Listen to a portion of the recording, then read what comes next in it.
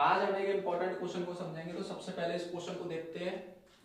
In what ratio is the line segment joining the points bracket 3 -5 and bracket -1 6 divided by the line y equals to x।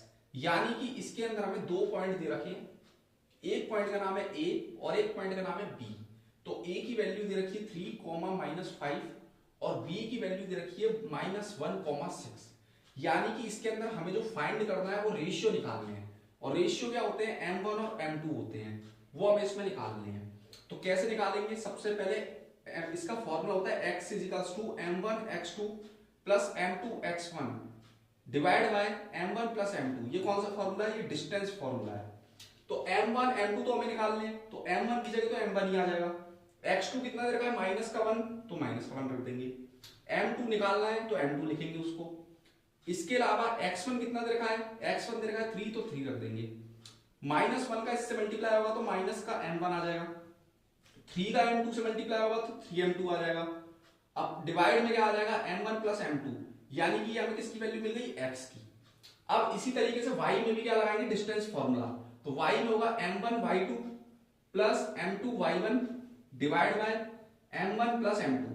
m1 तो हमें निकालना है, y2 कितना दे रखा है 6 तो 6 लिख देंगे, m2 भी निकालना है। इसके अलावा y1 कितना दे रखा है -5 तो -5 लिख देंगे, divide by m1 plus m2 लिख देंगे। अब क्या करेंगे, 6 का मल्टीप्लाई m1 से होगा तो 6m1 हो जाएगा।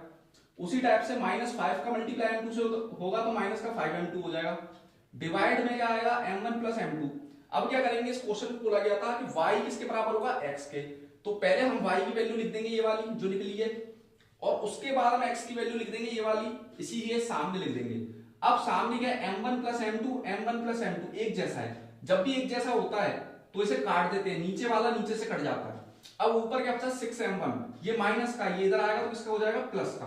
उसी टाइप से ये माइनस का 5m2 है, ये उस तरफ जाएगा तो ये किसका हो जाएगा, प्लस का। तो यानी कि 6m1 में m1 प्लस करेंगे तो 7m1, और 3 में 5 प्लस करेंगे तो 8।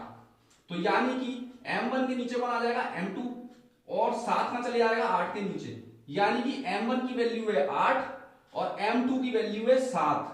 तो यानी कि इसका जो रेशियो हुआ m1 और m2 का वो कितना हुआ, 8:7।